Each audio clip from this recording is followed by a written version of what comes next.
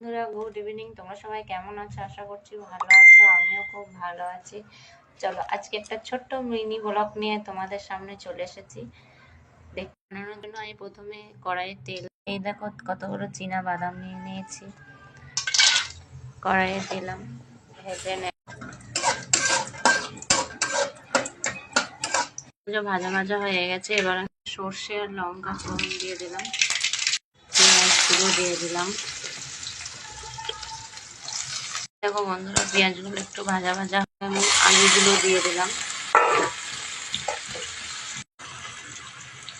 একটু হলুদ একটু নুন দিয়ে দিলাম। তারপর ভালো করে একটু নাড়াচাড়া করে নেবো। পেঁয়াজ ভাজা ভাজা হয়ে গেছে। তারপরে এই শুকনো চিড়াগুলো, ভিজানো চিড়া আমি দিয়ে দেব, চিনি দিলাম, স্বাদ মতো একটু লবণ দিলাম।